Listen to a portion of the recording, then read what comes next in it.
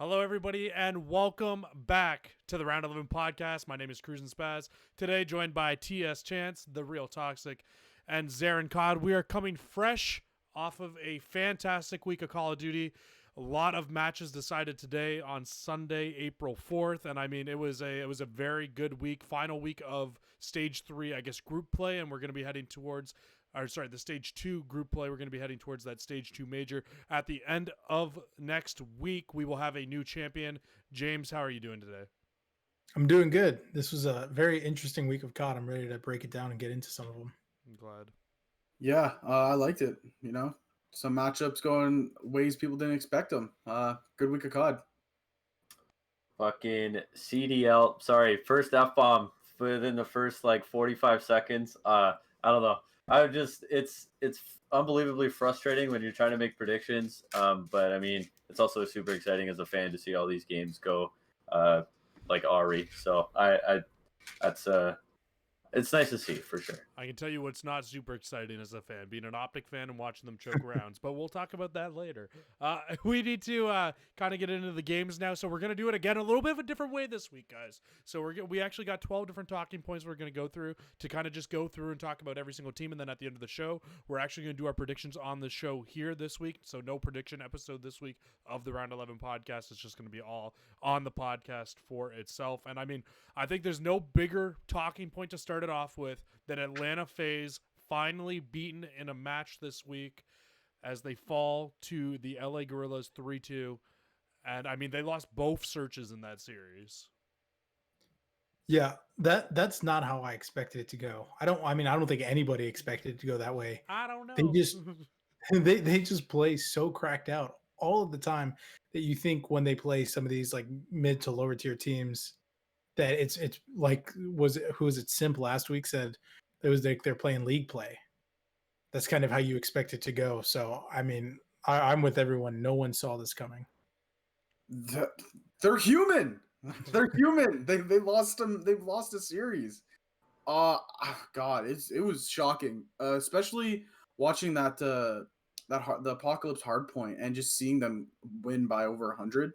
And the crazy stat line we talked about it, Jesse, was they scored 1 point in the second half of that game. Yeah, so it was just for everybody if you guys didn't know. So in the map 4 on the Apocalypse Hardpoint, it was a 153 to 80 for Atlanta Faze, and then the final score was 250 to 154. So it was 130 to, or sorry, it was 160 to 1 in the second set of rotations for LAG. Absolutely crazy. Like you think of that and you're like, well, Atlanta lost, but then that also happened in one of Atlanta's games. That happening to them, like that was the most mind-boggling thing for me. But like, Apocalypse is now the auto veto, dude. I don't know what to say. Good for the Guerrillas, though. In all honesty, like give them that momentum boost to say they beat the great ones in Faze. Honestly, I think this was expected at some point, but I feel like it was definitely, there's might have been 2, maybe 3 teams that could have finally upset Atlanta. I mean, you could throw Minnesota into that conversation now, but those 2 teams being obviously Optic and Dallas, the 2 teams who have come closest, I think. I think the closest before them would have been New York. Came the closest. Yeah, to them. and that's another team you could probably have in that conversation that we're actually capable of beating them. But nice surprise, the Guerrillas, man. I know we'll get into them in just a sec, but man, they showed up when they needed to. I don't think this was necessarily Faze just beating themselves. LA just looked absolutely fantastic, and Atlanta finally falls. They bounce back with a win. I mean, they had a favorable matchup after, so that was a nice bounce back win from them. But they looked a little shaky at times, and obviously, like you said, Apocalypse now must be that auto ban. I mean, that's the first hardpoint loss in forever, right, for them. So yeah, I would imagine that's the auto ban. But I think even more surprising than to see them being able to. So just to kind of give everybody like the full rundown of the series. So it was an Atlanta Faze 250-176 win on Moscow Hardpoint, 6-2 Search and Destroy win on Miami for LAG. 3-2 win on Control checkmate for Faze, 250-154 on the Hardpoint on Apocalypse, and then a 6-0 on Express S&D for the side of LAG. So Faze only won 2 rounds of Search and Destroy. Now I gotta kind of chalk this up to Faze. I think teams are watching back their matches, and teams are catching up in Search and Destroy finally to Faze. Yeah. Most definitely. Like Again, you can look at it 12-2, man. Like it's on the paper there. Like it's crazy. I think a lot of that has to do with how that map 4 went. Obviously, like you said, it was 160-1. There's a good or, chance. or There's a good chance that yeah, they lost complete full. You're not wrong. but 100%, you get absolutely obliterated in the second half of Hardpoint, and you have a 2-3 minute gap between map 4 and map 5. Not, the best of the best teams come out of that, and they do what they do on Surge, and I still think they're probably the best Surge team, or at least the top 3. The fact that they didn't even win a round tells me that they lost complete composure after map 4. That bled into map 5, and they just couldn't get it together. And to counter that, LAG obviously took that momentum from the dominant second half of map 4, brought it into the Surge, and just smoked it. And then and then Atlanta faced the second match of the week. They played the London Ravens. It was it was a quick 3-0. I don't even need to get into the full scores. It was exactly what you expected that match should be, and they were able to rebound. All I can say is I really would not want to be a team to face Faze after they come off of a loss. That's for sure. But speaking of that team that finally beat them, the Los Angeles Guerrillas going 2-0 on the week, finally having themselves a good week for themselves here. They were able to take down Faze 3-2, and then a hot 3-0 on the Los Angeles Thieves in the second day. Yes, LA Thieves were without Kenny. Temp was filling in due to a medical emergency, but still, nonetheless, a 6-2 game count week for the LAG. Are they starting to look hotter here? I think so. I think they're starting to find their footing, and I think they played very consistently this weekend. Like I think they played, hopefully not, but to their best of their ability to push Faze to 5 maps, and they were firing on all cylinders. Yes, the Thieves were playing with a sub, but the sub was on their main roster for the first month and a half, so they had to deal with that. But I mean, I think I expected a closer map or match count or map count with between the Thieves and them, but yeah, I don't think anyone had this going any other way. Yeah, honestly, like the Gorillas look good. Like they look like they've been a team that's improved. And one guy on the roster that looked improved throughout the entire Thieves series was Silly. Like Silly carried the load for them in that Miami S&D. Like he was getting kills like it's nothing. Even Assault, like he was playing that little pesky role over on the beach side. And I think things for the Gorillas are slowly starting to click. But like just no, this is like honestly truly good momentum for them moving on into this major. Yeah, I think first off, I just want to say I think I speak on behalf of all of this. Like with this Kenny situation, he tweeted out a vague description of what was going on. I mean, on behalf of all of us, like we hope that he gets a speedy recovery. We don't know what it is, obviously, but rest. Yeah, he said he's going to get a lot of over the next few days for sure. So we wish him a speedy recovery and hope to see him back. Now, with the Los Angeles Guerrillas, I've been high on these guys the last 2 events. And they've been very inconsistent. I find similar to Florida, and again we'll talk about that in a sec. But the Gorillas, how they had that amazing first major, and how they kind of ran through the losers bracket a little bit and made a lot of noise there. Obviously with that upset win against the Thieves, they kind of rode that a little bit. But coming into this, I think expectations were quite low. I mean, they had a tough match against Atlanta Faze. Obviously, a lot of people had that one 3-0, 3-1, whatever. I was one of them.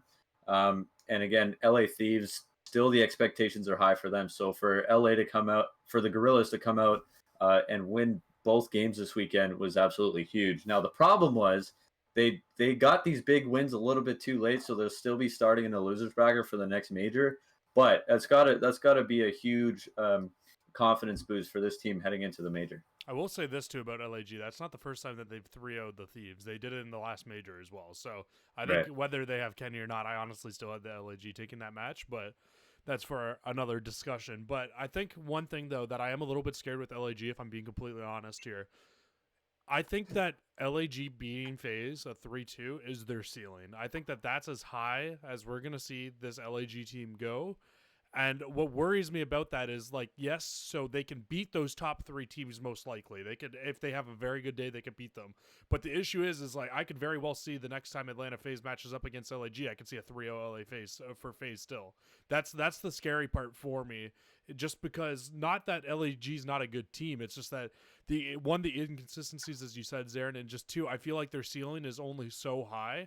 and they'll maybe they can hit that peak form once in a while, but it's going to be hard for them to be able to hit that peak form to be able to constantly beat these top teams, especially when it comes to tournament time when those teams are in a completely different form.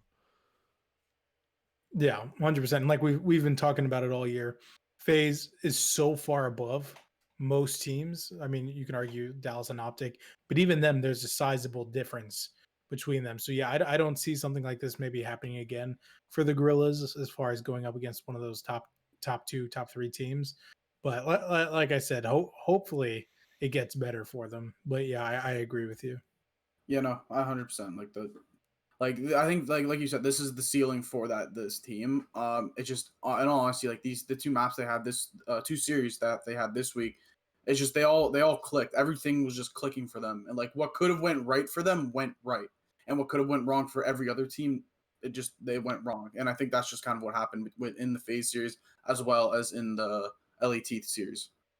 I don't want to get into it any more than we really have to, but I am going to disagree. I think this team still, it's obviously not the most talented team in the league, but I feel like the four of these guys, what they've done, and even in the past events when they've actually succeeded and played really, really well, you see how dangerous of a team they can be. I mean, this is a huge accomplishment for them. As far as winning an event, I still think they need to take a few more steps to get there. I actually have them running through the losers bracket a little bit here in the second major.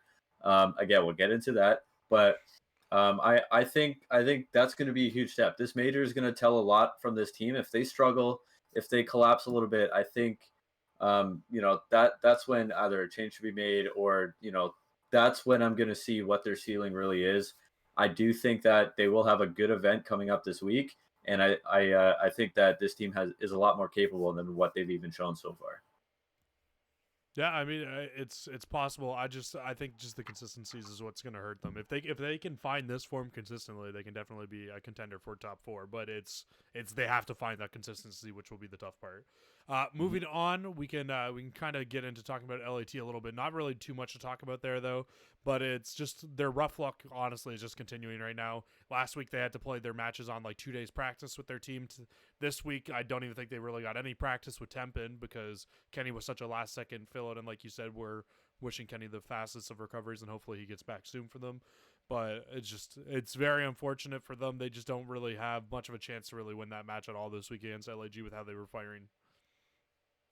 Yeah, 100%. You said it all. Kind of it's sad to say, but sometimes we don't expect a lot coming out of the Thieves. So that on top of unfortunate situations outside of the game, I don't think there's much they could do.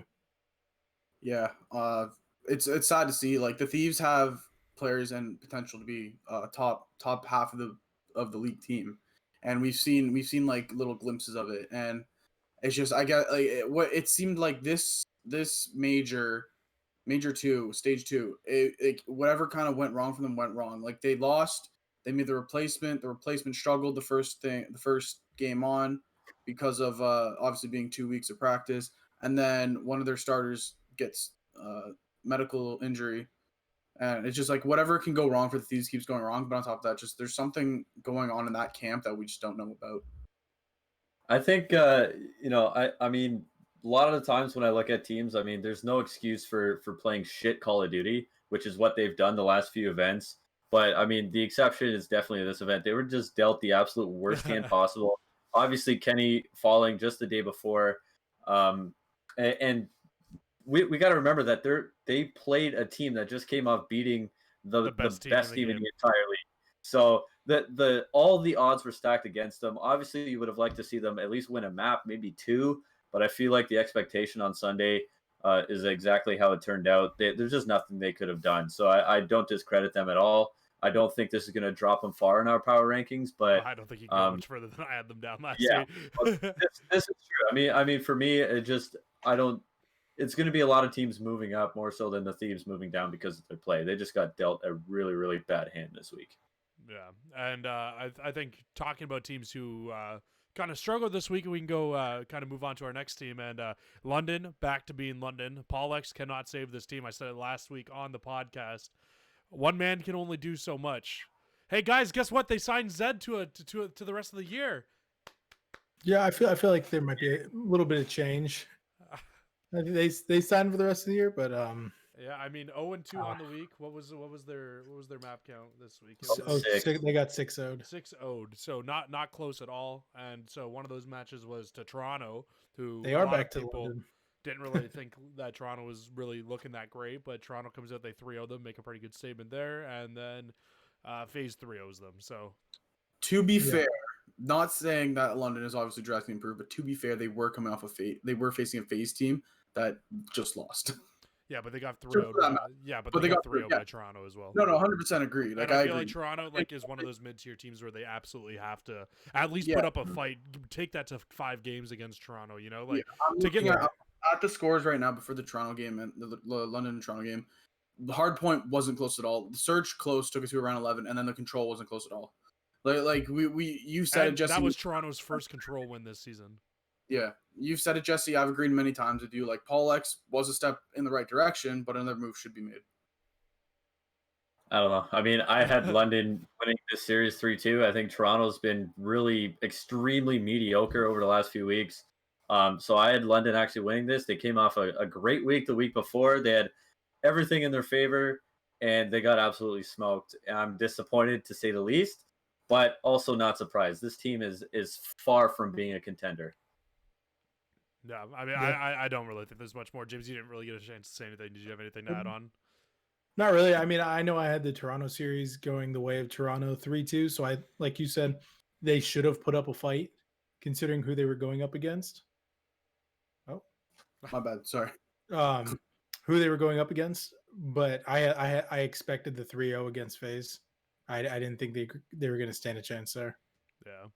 I mean, we can kind of bring the podcast up a couple vibes now, guys. Seattle, not really, actually. I'm just lying. Seattle with 2 tough matches this week. And I don't want to say they're back to Seattle because I think that they just got dealt another very tough hand. But to be fair, it was really in their own court. They could have been in that winner's bracket and said they lose both their matches this week. They lose a 3-0 to Optic. That's definitely not what we wanted to see, especially with Optic coming off of 2 back-to-back losses where they didn't even win a map. And then Right. they go and they play the Roker, and they lose 3-2 to Roker as well. So, I mean, definitely not the week that you wanted to see, especially if you're a Seattle Surge fan. I've been hyping these guys up, too. I thought they were looking a lot better. But, again, I feel like they needed to put up a tougher fight against Optic. I think that the outcome of the 3-2 against Minnesota is what a lot of people were expecting. It's just it's again just a tough week for them for sure. Yeah, we talk about how like you don't want to be the team that plays FaZe right after their loss. I feel like in Optics scenario, they sometimes they tend to go downhill fast. So I feel like they had a few days after their terrible last week to kind of refigure out what they need to do. And I feel like that's when they're really dangerous. I feel like they get too down on themselves like when they get caught up in the swing of things. So I think if they played Optic immediately after their losses last week, they take that series. But I think they didn't really stand a chance. I thought it was going to be a little bit closer than that. And then the Minnesota match was actually really good, but I also don't think people really had Seattle taking that one either. Yeah, in the long run, I mean, Seattle, I still think are making good strides when it comes to how they're like their performance wise. I think Optic, like again, last week they lost. They went 6-0. If I'm looking at it, I'm looking at more of it as like Scumpy, formal. Like they want to come back and rebound after that week. So like the 3-0 from Optic, I kind of expected in a way. As much as I wanted Seattle to win, I thought Seattle would win. In the back of my mind, I always did see Optic winning. But and then when it came to the Roker and Surge match, that like you said, Jesse, that was the match that most people expected to see, and I think it was a good match to see for Seattle to say that they can compete with that higher up team because Roker has been looking like a new team since Standy filled in. I don't know. I think it was kind of goofy for anyone to pick Seattle over Optic. I think, or even over Minnesota. I think it was just. Wait, didn't some of us did, we? Did Yeah. have? I took Seattle over Optic just because after the week that they had last week, You were hoping for an upset. one team was super hot, the other team was super cold, but Yeah, Obviously, I didn't have Seattle winning anything this week. in the back of my I mind, didn't I either. still had them. I still Eh, thought Optic would win. And, you know, it's. I mean, I get that a little bit, but I feel like Seattle just to say they've been impressive, I think is an overstatement. I think they've been better, but the fact, people have been saying, oh, they've been impressive and they can maybe steal a series off of Optic or Minnesota. I think that's a little bit outrageous, especially with how Minnesota has been playing in Optic. You know what? They're Optic. So I was expecting a bounce back week. That's exactly what happened. Seattle, they're not there yet. I think they've been better, but they're not anywhere close to competing for a tournament win. So that leads into my next question for you guys, kind of just on Seattle still. Does Seattle need to make a roster change? Because yeah, they're good, but it feels like they just can't hang with those top teams. I feel like a roster change would hurt Seattle at this point. I feel like kind of where we are in the season. Obviously, there's still more time left in the season than has already passed. But I think that they had some after the last meta change. They had something good going for them, and I think they missed an opportunity to fully build upon that. But I think as far as personnel goes, like they just need to figure out the small issues they need to fix to kind of push themselves back up into that high mid tier team. So I don't think you make a change yet. Yeah, no, I'm kind of on the same thing. I think what you have is good. It's just the players that you have, they need to play to their potential and what we know that they can play to. Like when we've seen Octane play at his best, he's a great AR. We've seen Pristini play at his best. He's a great player in the game. Like we see these guys play to their potential, and it's a different statement. I feel like the Surge as a whole have just underperformed for last like earlier this year as well as last year. So I mean, I think if those players play to their actual potential, it would be a different story. I think Pristini has been the best player over the last 2 weeks for sure on this team. The way he's picked it up since stage one has been very impressive. The problem is, I hate to say it because he's one of my favorite players. It's Looney. It's Looney. It's just not his day. His good days are over for sure. He's not able to play that super fast cracked out sub role. Like he used to. I mean, he never really was that kind of player anyways, but with this game and Modern Warfare even last year, we saw how much he struggled at times too. And eventually being pulled obviously last year on Toronto. I think Seattle doesn't need to make a roster change if they can't find a better sub player than Looney. I think there are a couple people out there right now in challengers that are capable of that, but if they feel like that no one's going to come in and make a difference right away, I don't see a roster change happening. But I think they should. Here's the issue though with the roster change. Sorry, I don't mean to kind of full circle this, but here's the issue with doing a roster change for them, because I think they should as well. But if Looney's the issue and Looney's who we're dropping, who's one going to be IGLing in that game, and two, who's going to lead this team in terms of when they lose full? Because Pristini loses full very, very easily. Who's rebounding this team back? Because right now, 100% it's Looney on that team that's doing it. You're not going to expect to bring in a rookie from Challengers to come in and be able to do that. But I do think that there's one answer and one answer only who I think that should be filling the spot on this team. And his name goes John, and I think John is the right answer to this team. He looked very good in Challengers. I think that John comes in. You replace him instead of Looney. I think you move Gunless to a full-time sub. If I'm being completely honest, he's looked very good on the sub. And I think you move Preston to a second AR. I think he's looked a lot better running the flex role than what Gunless did when he was running it. Not to say that Gunless can't run the role, but I think in terms of just to get the best out of Pristini that you're going to get, I think that he needs to be running a second AR on the team. And I think that this team could become very good with John as an addition to the team in place of Looney. Yeah, and I think I speak for a lot of people when I say like we would love to see John back in the league, back on the pro scene. He was obviously gone for a long time, but he came back in a big way in the challengers. Like he could have come back in with some no-name people and kind of made a little push, but he came in and did super well in challengers. So I think he deserves a spot, and I agree. Like if you do make a change, he's probably the best one to bring in. Yeah, no, honestly, I agree. Like, you guys made all the points that need to be made. Like John's the best fit for that team if they are to make a roster change. This while I agree, you have anybody else? I'm just wondering. I know. I think that's honestly the best, their best choice if they do decide to go that route. So I was just meaning more so for Zarin because I saw Zarin was like about to make a point, but I was just wondering like, do you see No, I anybody mean, from that challenger scene that you think could fit better in there than John?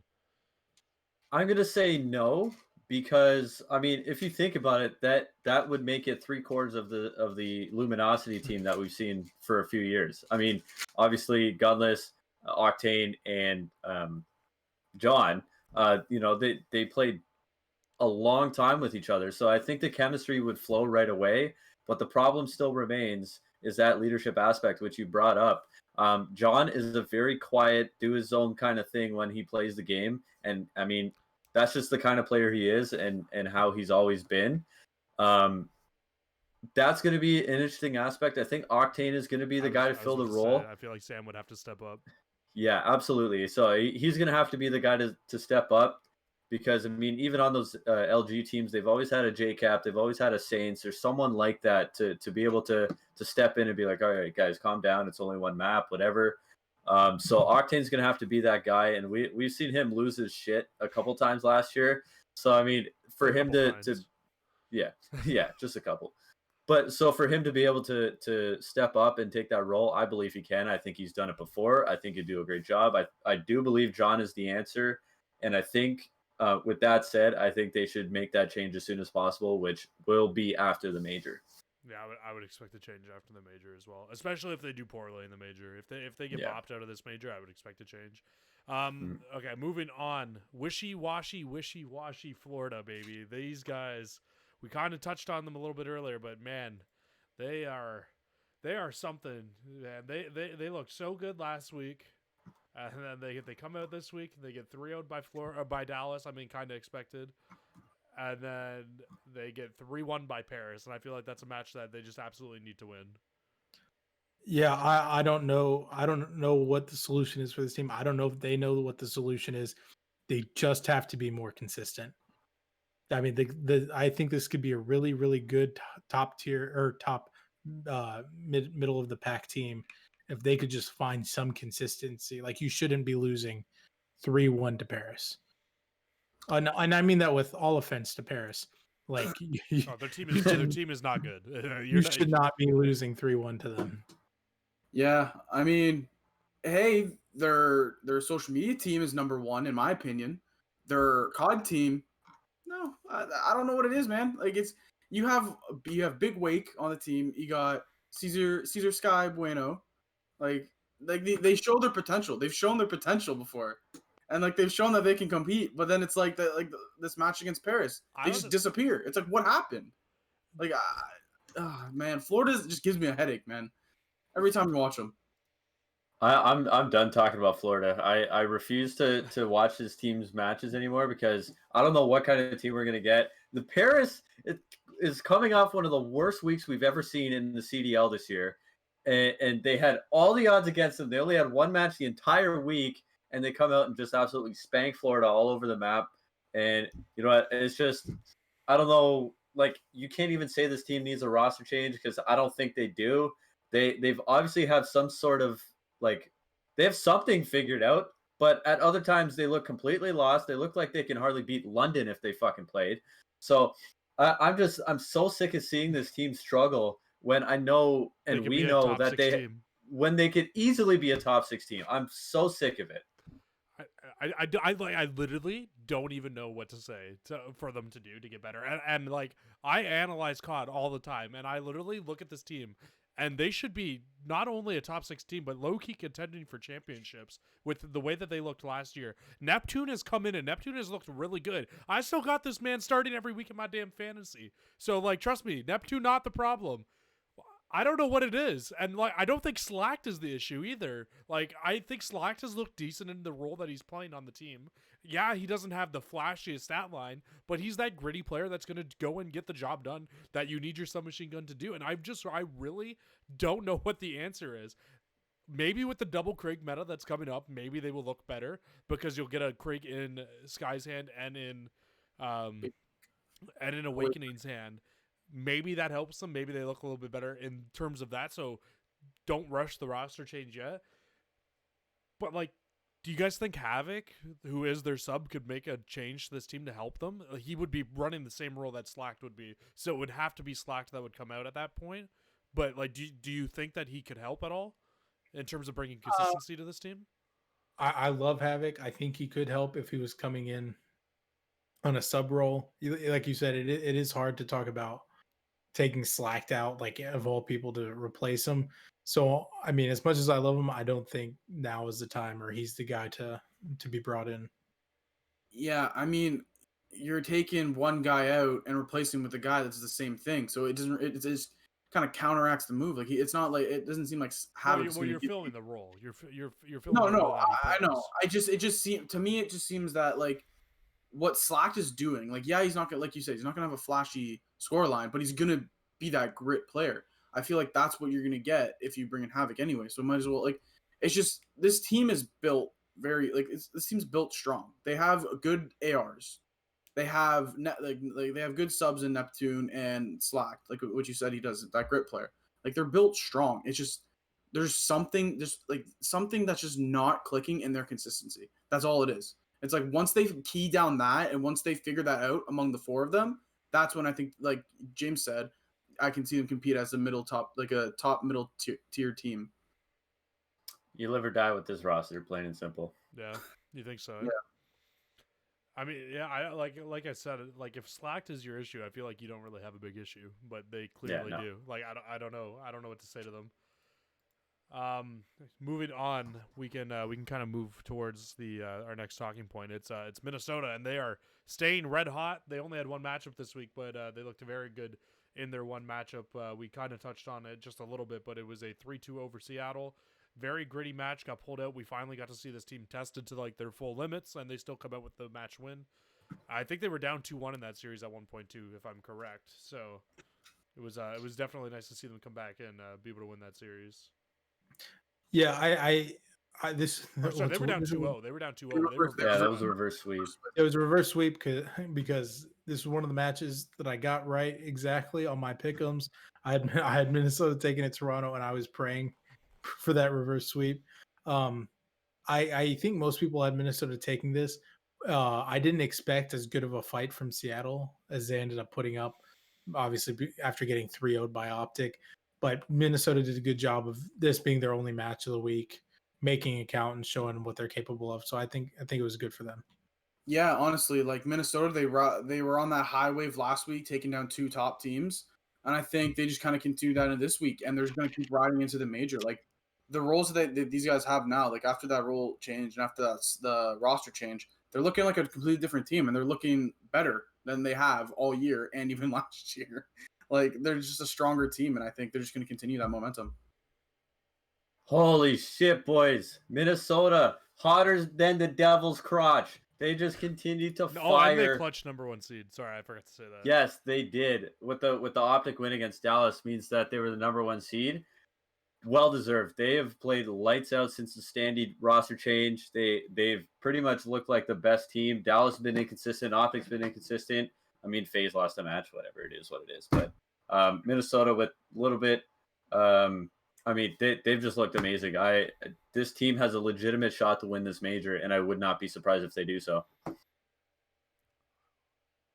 I don't want to give it that far to them yet, but they are definitely looking good. They are definitely looking good. I don't know if I can pin them on a major yet, but they're making the right steps to being able to make waves in the majors for sure. Next two teams I want to talk about kind of have two very similar looking storylines going into this one. In terms of the stage 2 major is really going to be make or break for both of these teams, I think, in terms of their rosters. But to kind of go over it, we'll go with the first team here, and it's going to be the Toronto Ultra. I think our big storyline going in with Toronto is that I feel like even with this team, and they do look slightly better with this team, I feel like they still can't beat those top 4 teams, though. Yeah, like I think 3-0ing London, good for them. Don't think it was that hard to do, but it would have been good to see him come out and put up a better fight against New York, and especially it would look better if they obviously took the series. But I still think in the long run that roster change has helped them more than anything. So I think that they're only going to get better going out throughout the year. Maybe it's a little bold. I think they'll definitely be like top 5 or top 6 by the time the season's done if they keep going on that trajectory.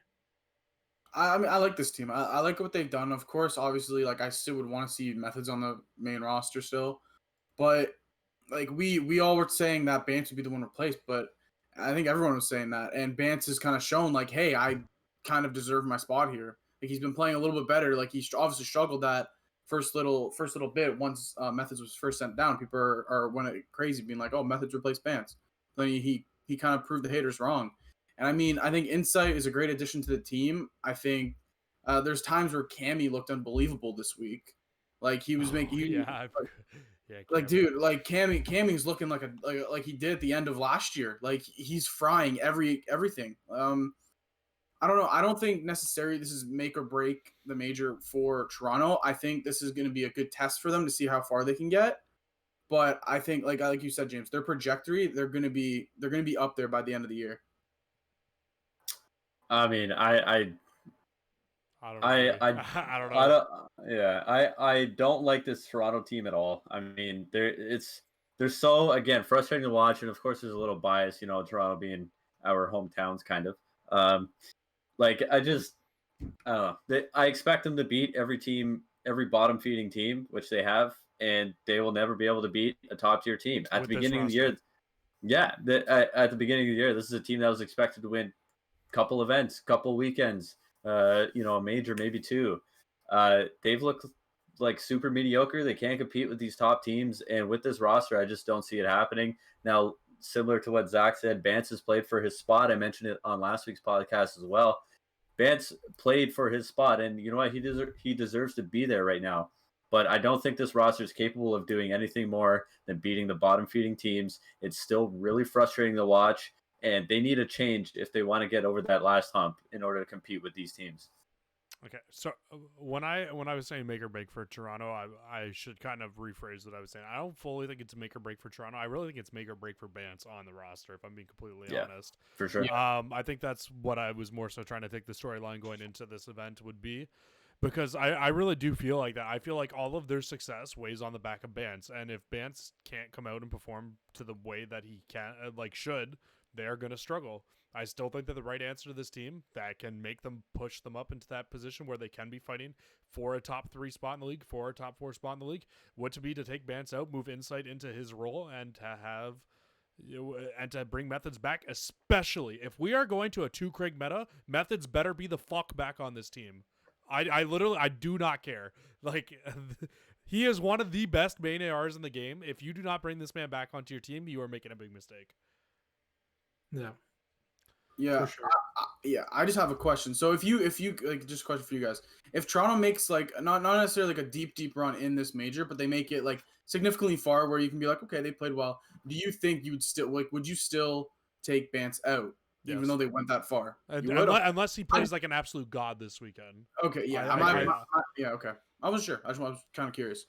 I think I have them going decently far in my bracket. Like, I can go look, but I have them going decent. Yeah, I have them going all the way to elimination round 4 in the bracket, but it's going to be tough, and it's really going to rely on the play of Bance. He needs to play to his level, and if he doesn't, I think he deserves to get cut. I know he played better last week, but I think he should have a very, very short leash. And I think everybody else on Toronto has kind of just proven why they deserve to be in the league. Like we've seen Insight, he dropped 18 kills in his first series in an S&D. We've seen Cammy starting to pick it up again, and then we've seen CleanX. Sorry, I don't even mean to cut you off. Also, if Insight doesn't want to change to that role either, I think Cammy could very well run a flex role as well. He's been very good with it this year every time I've seen him pick up an AR. Yeah. So, I don't know. I feel like still to this day, I've said it every podcast since, I feel like Methods was not the issue on that team. No. And then moving on, we can kind of talk about the other team that we were that I think it's really going to be make or break for the roster, and that's the New York Subliners. Again, they've got Hydra waiting in the wings. He has looked very, very good in any role that he has played on that Subliners Academy team. I think that if they don't get top 3 in this event, I think that you make the roster change.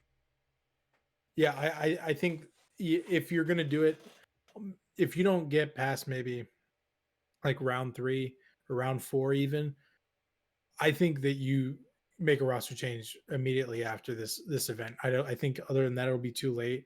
because you don't want to start changing your roster like Mid with the last two mid stage with 2 events left. You want to get it done as early as you can without negatively affecting your team. So I think, yeah, if they don't get past maybe round 4, I expect to see Hydra come in, and I think that'll be the best thing for him. Yeah, I think kind of similar to what you said about Vance. I think that's a kind of similar to like a seam, just with Hydra waiting, like a player like Hydra waiting in the wings to take that role from him. It might be Mac that goes out. Honestly, there's a good chance, man. It seems look good. I think it's between those two players, like Mac and Asim. I think it's whoever performs poorly out of the two of them is getting the boot, and Hydra's on the team. That's how I've been seeing for the last little bit.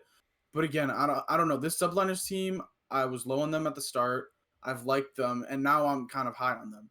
So it's like I want to see them do really well, but it's like if they don't, I can 100% agree with you that Hydra's on the team. Well, I'm finally on board with Jesse here. I think this is the event that's gonna make or break this roster, like he said. I mean, I have New York going all the way to elimination round 5, so loser semifinals. In the game 5 loss to Optic. So and I feel like that's not even good enough for them, honestly. And I was just about to say, I think still, even with that result, I think Hydra comes in and Mac is out. I'm sorry, but Asim has deserved his spot on this team. I think Mac, without a question, is going to be the player to come out. Hydra coming in, this New York team is instantly a top 3 team. I could definitely see it. I think Mac had his run in Modern Warfare, and I don't think he's that good at Cold War as he was at Modern Warfare. I hate to say it, because he's a good dude. He plays good Call of Duty. He's just I don't think he's the right fit for this team, honestly, right now. And I think that Hydra can come in and run whatever role they need him to run. If you need that second AR, give it to Hydra. Hydra will run that role very gladly. He's done it in Challengers. This guy literally picked up a new role and ran it to perfection in Challengers Elite all season, and really flipped that team around. They were 0-2 in their first week and finished on a 5-0 run to end off the last 2 weeks of Challengers Elite. Yeah, they fall short, but honestly, they got 3-2 swept by Western, and by Eastern. It probably shouldn't have been. Like Zarin, you were watching that match with me. Fellow literally just took over in the last 3 games. So I mean, I don't know. Yeah. I feel like that was just a total collapse by that Subliners Academy team, and I don't think it's fully on the back of him. I think that I think he deserves his spot in the league, man. Sure.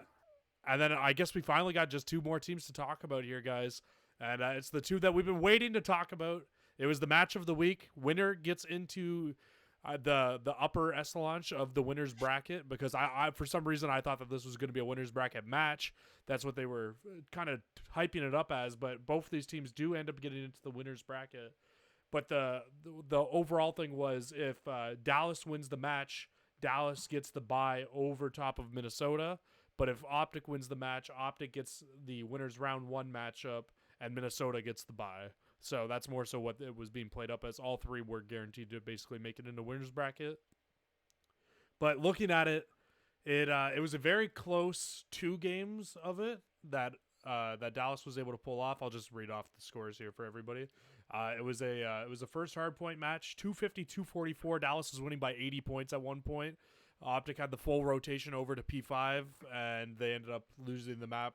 Dallas just got a 4-man wipe and ended up closing it out. Second game, 6-2 for Chicago on Raid Search and Destroy. Dallas looked very, very bad, but we haven't really gotten to talk about it yet, but their S&D is still needs a lot of work. It was a 3-2 control win for Dallas on a checkmate. And then we actually saw checkmate for the last 2 maps as well, but it was 2 very, very wide open games for Optic. They just blew them out, 250-108 on the hard point and 6-1 on the Search and Destroy. So honestly, it felt like every game that Dallas won, it felt like they really clutched up to win their rounds. But at the end of the day, it's honestly looking like Optic was just, they could have 5-0'd this series in all honesty. Yeah, I mean, and I'm glad to see them take it over Dallas, as the Optic fanboy that I am, and for the sake of my pick'ems. I think this was a really good trial match for what I think we'll see later on in the season, especially when it gets to the end of the year playoffs and all of that. But yeah, Optic, I think someone said, I saw on Twitter, like basically 5 kills separated them from potentially 3-0ing Dallas. Because they choked some of those clutches that they could have had, but the 5 kills, I can literally tell you, that was the 4-man wipe on the hard point that they die, and Scumps 1v1 in the control. Yeah, and that would have given you a completely different stat line. But I think this was really good for Optic. I mean, it was pretty easy for them to 3-0 Seattle, but coming off of last week and how terrible it was, I think this was a great confidence boost for them. Yeah, man. Honestly, this was an exciting series, and even though I had it going the way, for my pick'em's sake, going the way of Dallas, I still think Optic just outperformed and played better. And to your point, Jesse, I think the thing when it comes down to Optic is like they outplay themselves more than anything. Like that's how you said they should have won all 5 matches. They really should have. In all honesty, it's just like they just outplay themselves, and it's like just like and then things just seem to kind of crumble, and then they lose the map. But then it's like you look at the search and destroy, they're wiping Dallas like it's nothing in search. That's I was so happy to see that though. Like Honestly, it's just a thing. It's like they just play themselves. It's like if they just can just get off of their own back sometimes about it and just push forward and all that, I think they'll be a dominant team completely. I mean, they are playing Dallas though. Like they are the former champs, to be fair. But yes, I do. No, get no, some of your I- points yeah. for sure. Oh man, you Optic fans kill me sometimes, man. I went on this rampage last week's episode.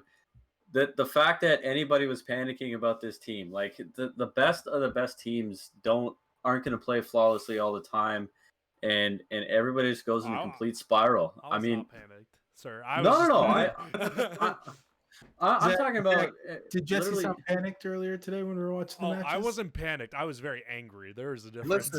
Listen. Fair. I have never been more disrespected than I was when I walked back and put my headset on and asked a question. I have never felt more disrespect than Jesse did to me earlier. Let's let Zaire finish. Let's let Zaire finish what he was saying.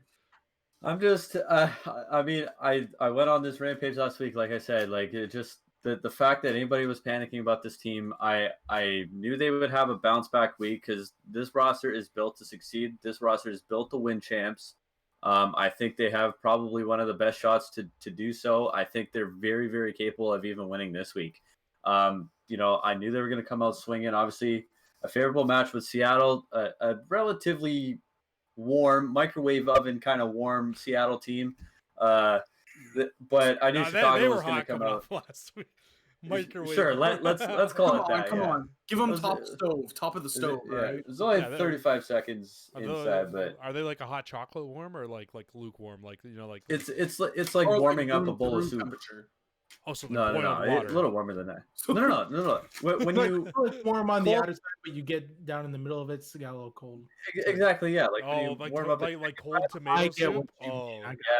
Yeah. It takes a little bit, but you gotta put that. Noodles. My bad. Oh, yeah.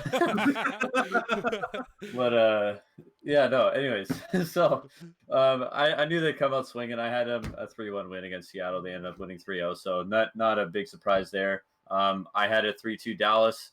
I thought honestly they'd come out with a win against Seattle and put up a good performance against Dallas. I didn't think they would win, but I feel like a good performance would get them back on the right track. A win is even better. That puts them into the 3 seed, which gives them a favorable first round matchup. Optic is back. I had no worries about them at all. They're back. They're looking great and have a legitimate shot to win this. Finally, they looked like Optic this week. Like I wouldn't say I was scared in that Dallas match, but I was not happy with them in that Dallas match at all. No, you weren't. I think that they absolutely should have won every map in that. Maybe not the first map. I think Dallas kind of threw that first map a little bit, but Optic still would put themselves in a position to be able to win the map, and they lost, and I think that's what made me the most mad about that. But they looked very good against Seattle, which they needed to. They needed to come out in 3-0 Seattle, in all honesty. I didn't think they were going to, but they did. And then the Dallas match, I called them winning it, and I thought they were going to do it in 4, and they really could have. I'm a little mad that they didn't do it in 4 because that would have put me ahead of James and Pick'em, but it's okay. And then moving on, we kind of got to talk about Dallas a little bit. So Dallas comes into this week. They 3-0 Florida, but I mean, I don't think that's saying much when Florida looked like dog shit this week. And then you look over at their second match again against Optic. It comes down to the search and destroys for me. Like they stole that, or not steal, but they took the first hard point, but they just got blown out in both searches again, man. 6-2 on raid and 6-1 on checkmate.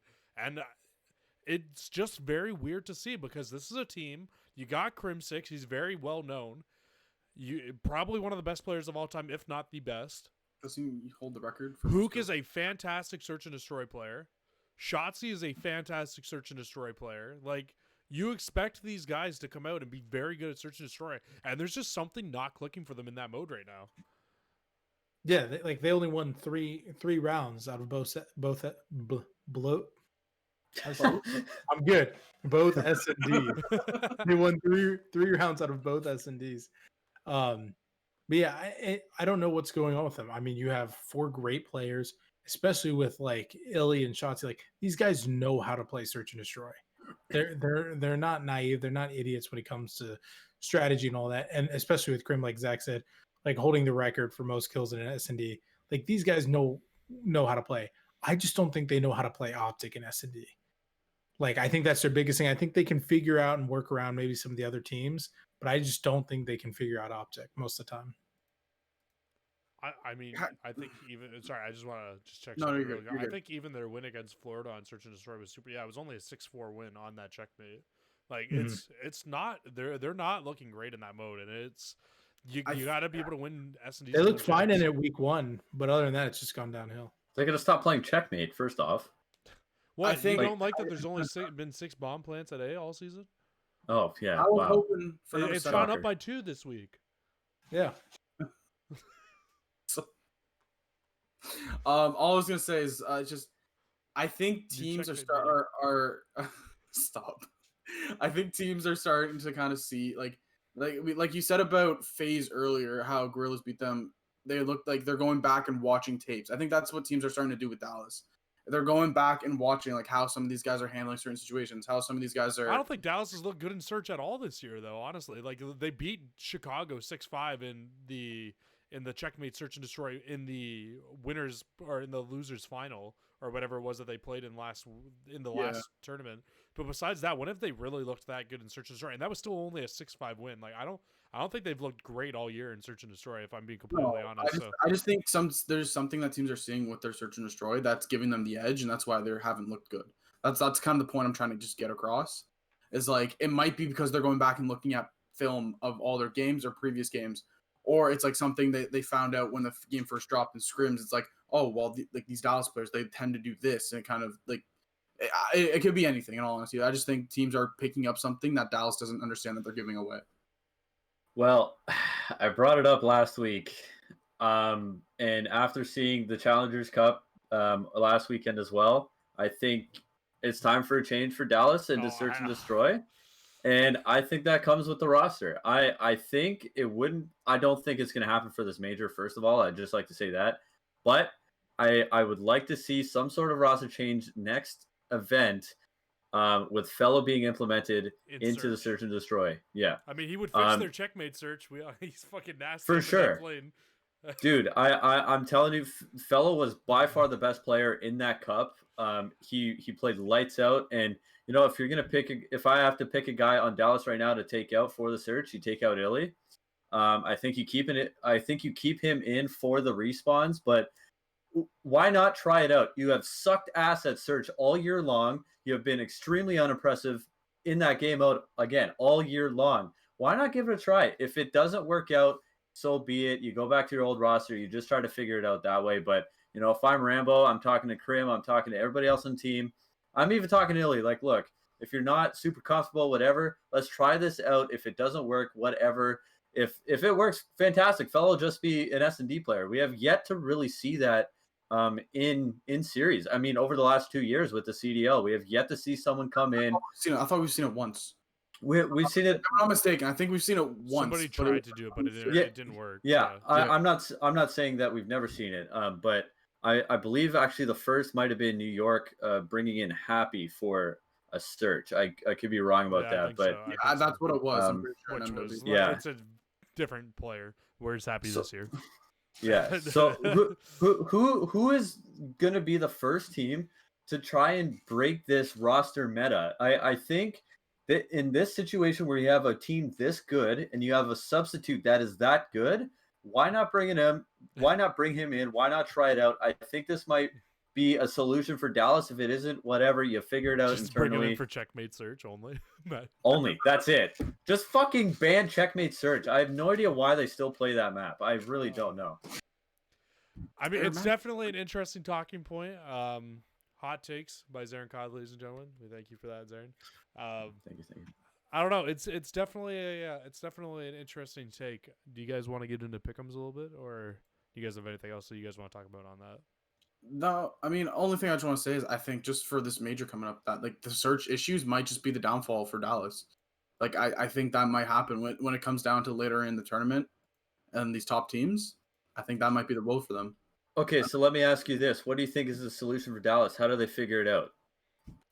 How do they figure it out? I think Yeah. I think it comes down to reps. Honestly, I think once this team plays long enough, I think that they're just going to fix their search. If I'm being completely honest with you, we saw they looked nasty at search by the end of last year, and nasty in every single game. I think honestly, this team is built to be a second half of the year team, and that's why I don't think they're going to make a change. If I was to rebuttal your point, I think that they're just going to stick it out with this roster. I don't think there's anybody on this roster that deserves to really lose a spot. If I'm being completely honest, I think when Illy plays top teams, Illy plays a lot better, and I talked about that last week as well. Yeah. I mean, he looked fine today. I don't think he looked terrible. And honestly, I think that they also played checkmate today against Optic because they don't want to show Optic their good strats on a good search and destroy map. And I've seen Crim6 do that time and time again before, if I'm being completely honest with you.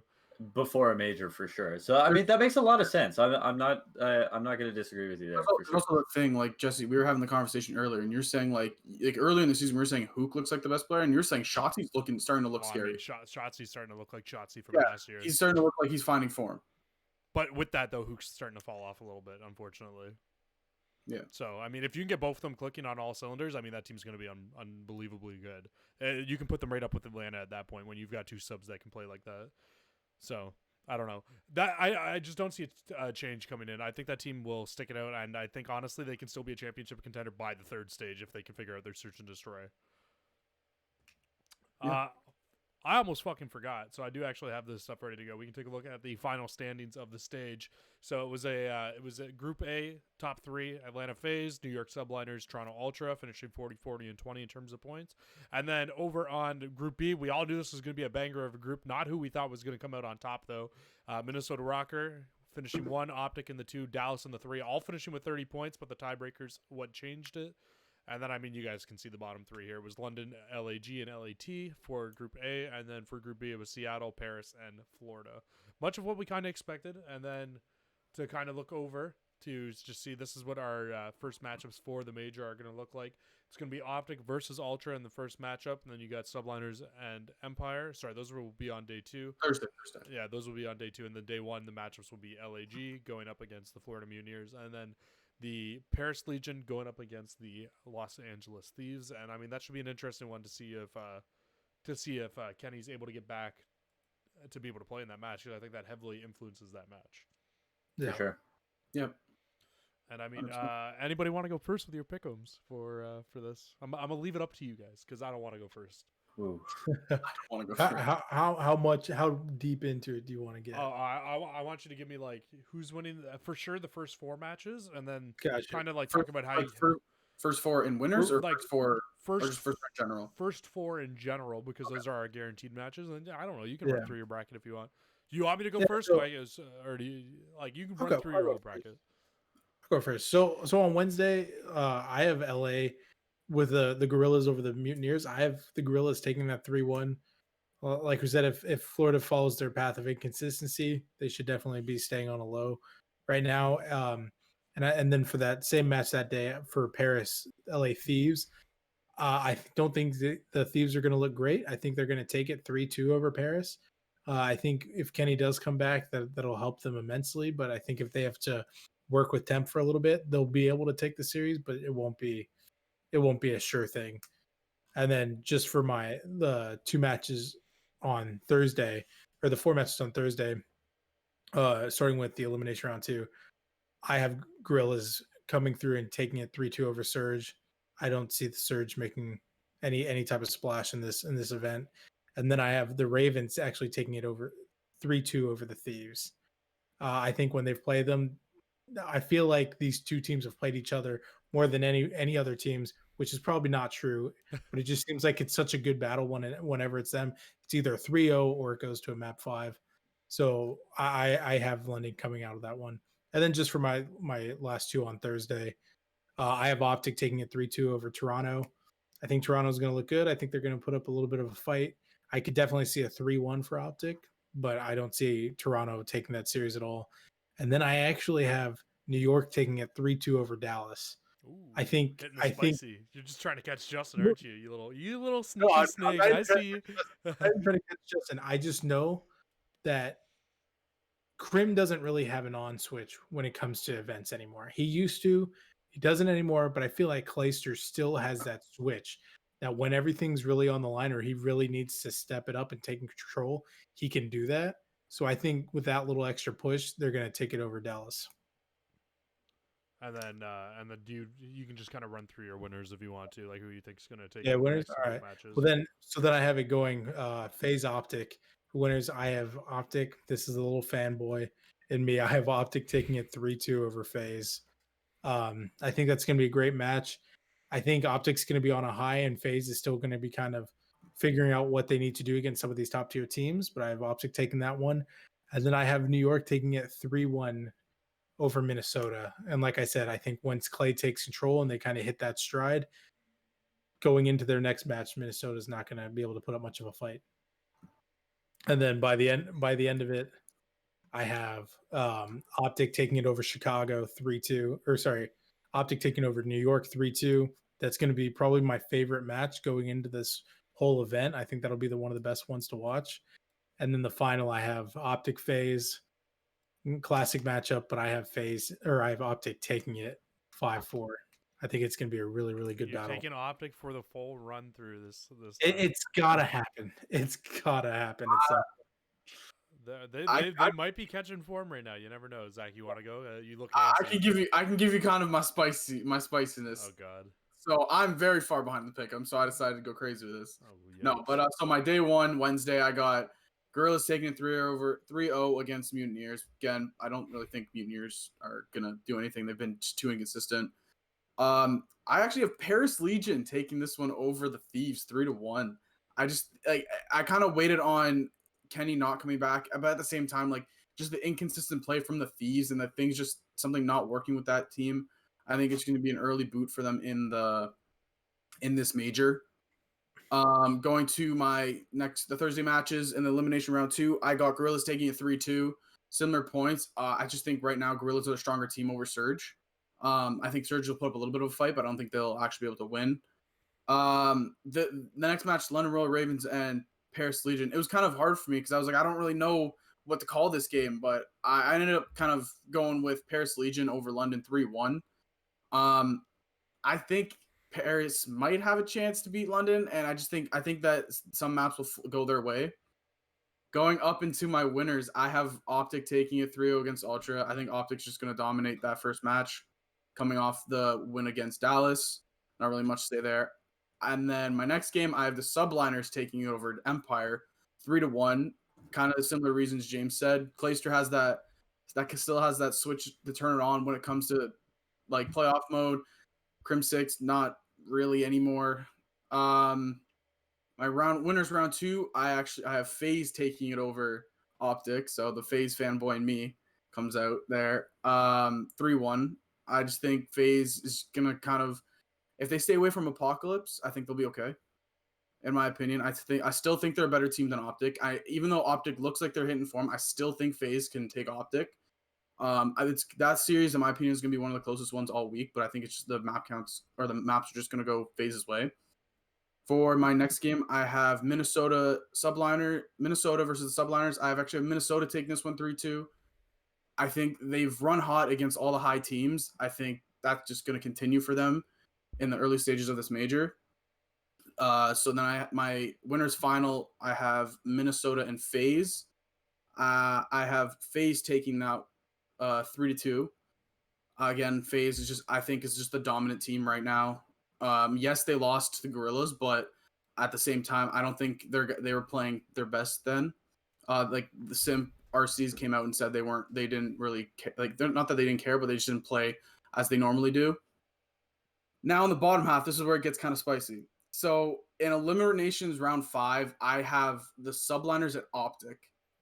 I have the Subliners taking this one 3-1. I think Clay is gonna perform with his back against the wall. I think it's gonna be a good match, but I think Subliners are gonna take it over Optic. In my eliminations finals, I got Subliners and Rocker. I think Subliners are going to get the revenge on Rocker from earlier and win it 3-1. Just again, Clay and the Subliners, I feel like they've just been the most consistent team, in my opinion, this entire stage 2. And then my final, I have going the distance. In a 5-4 map count, I have the Subliners taking it over Faze. Just had to go, honestly, just had to go with a gut feeling and go hot with it. And all, like, I had to do something different. But I don't know. I think Subliners, just from what I've seen from the last little bit, they've dropped 5 maps in 4 series that they've played. And just again, they've looked like the most consistent all-around team throughout this entire stage 2 for me. And I believe that they can push for the major win. All right, so I'll zip through these because I know we're a little pressed for time. So, Gorillas 3-2 over Mutineers. They're going to roll right on through, beat Seattle Surge in 5 games as well. They're going to ride the little tidal wave that they're on, especially after this week. I think I got Gorillas with 3 straight Game 5 wins in the losers bracket to make their way all the way up to round 4 for a 5th through 6th finish in the tournament, which I think will be a huge step for them. I think that'll give them a lot more confidence. So I look out for the Gorillas this week. This is a team that can either flub super hard or they're going to come out kicking ass. I have 3 straight. Exactly. So I got them. You know, they're playing some really inconsistent teams. If the bracket falls how it's expected to, I think they're going to come out 3 straight Game 5 wins, move on to round 4 before they hit the wall. But down below, I got Paris taking it over LA Thieves. 3-1, not even going to really be close. I don't care who's playing for the Thieves. They suck ass right now. So I think Paris is going to pretty much roll through them. I have Paris moving on, beating the Royal Ravens. London sucks once again. So Paris going to ride a little bit of a nice streak with favorable matchups. However, they are going to run into the wall that is a Dallas Empire. Talking about them up top. And, falling. Yeah. Up top in the winners round 1, similar to James, I have New York with a 3-2 win. I think Dallas loses both Search and Destroys once again. Well, I think that's all 3 of you guys. All 3 of you guys have New York and Dallas there, right? Yeah. Dallas is going to lose both Searches once again. I think against that Subliners team. Ultra, no shot for them. They're going to drop down, play the and lose to the Gorillas in elimination round 3. I don't think they have a hope in hell this week. Double rounded. See you later. Optic moving on. They're just going to kind of get punished a little bit by Faze. I think they take a map, but nothing too threatening for the Faze boys. On the bottom side of the winners round 2, I have Minnesota taking a 3-1 over the Subliners. Minnesota is absolutely nuts right now. I think they move on to the winners final with ease. Going down, I have Dallas 3-0 over Paris in losers round 3. Again, Gorillas with their 3rd straight Game 5 win up top against the Ultra. Moving on, the Subliners elimination round 4. They're going to just absolutely smoke the Gorillas. I think LA's luck is going to run out once losers round 4 hits. But again, a 5th through 6th finish for this team is very, very needed. I think for them to gain confidence for the rest of the year. Bottom side of losers round 4, we got Optic and Dallas, perhaps a little bit premature of a matchup.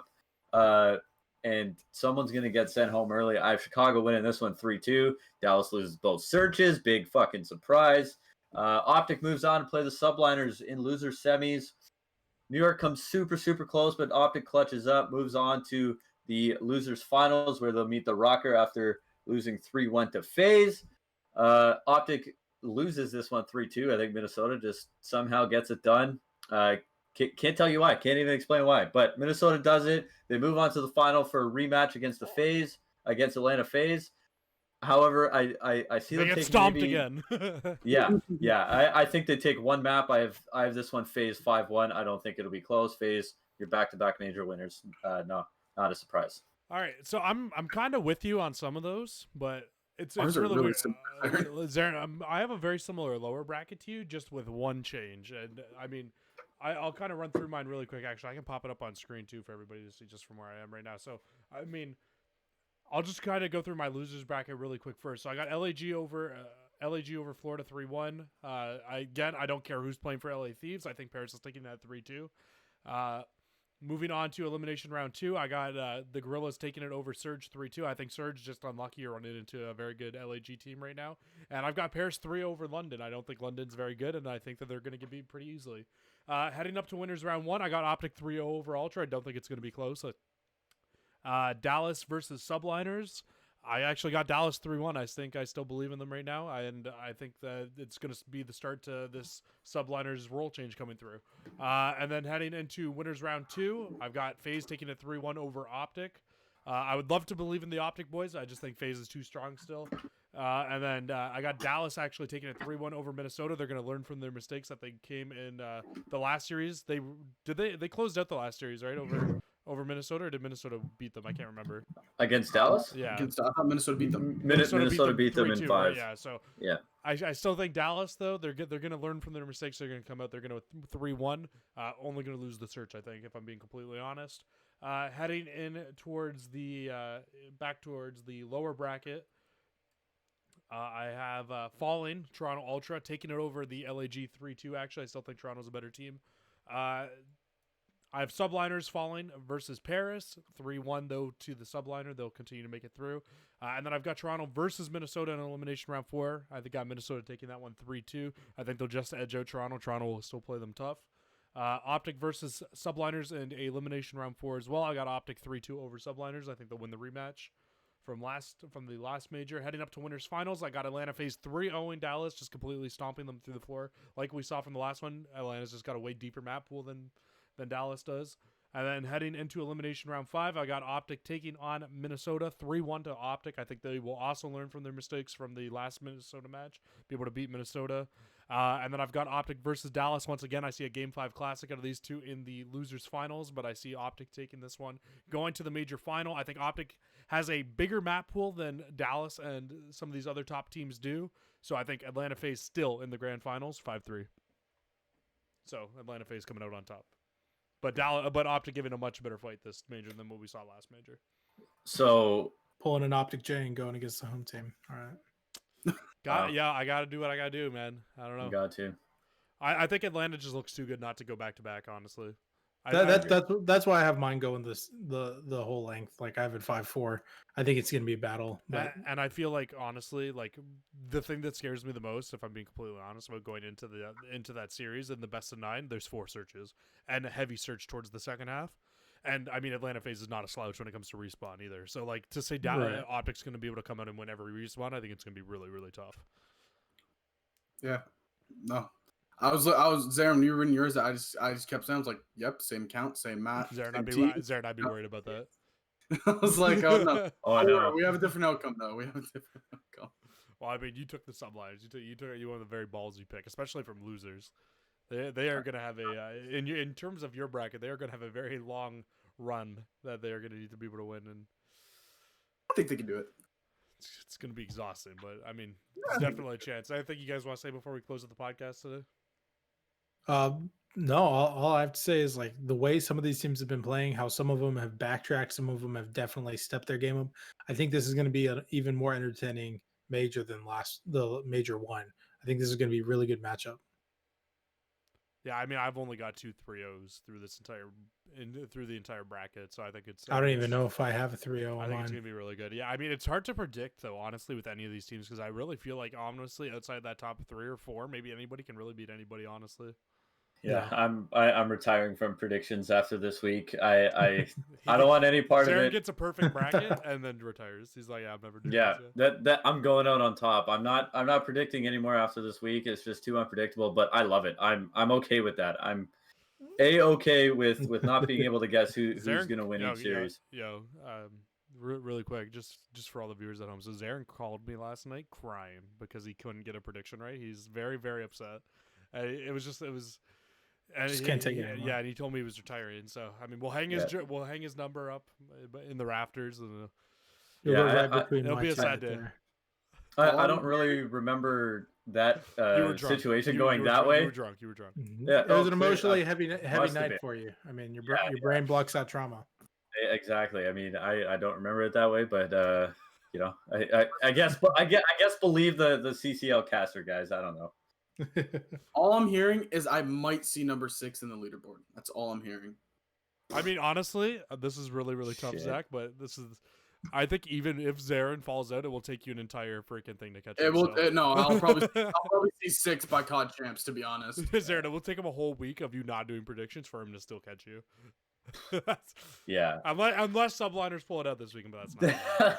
Yeah, that is a long way down there, dude. I'm just Listen, 16 points behind. I've been getting 12 points a week, and you still couldn't 12 fucking points a catch week? me. Oh no. Oh, dude, I have 25 guys, points and then guys, do we 17 need last to week. It's play ridiculous. play a little rollback to week 1 there? Week 1 pickup champion. That's Not a- okay. I'm not a happy with my big week 1. deal. That's it. not a big deal. That's I'm yeah, I'm done Not with a this week. It's big fine. deal. All right, Not a guys, big that's deal, gonna yeah. do it for the Round 11 podcast today. Hope you guys enjoyed once again from me and the rest of the boys here in the Round 11 podcast. We wish you guys a fantastic rest of your week.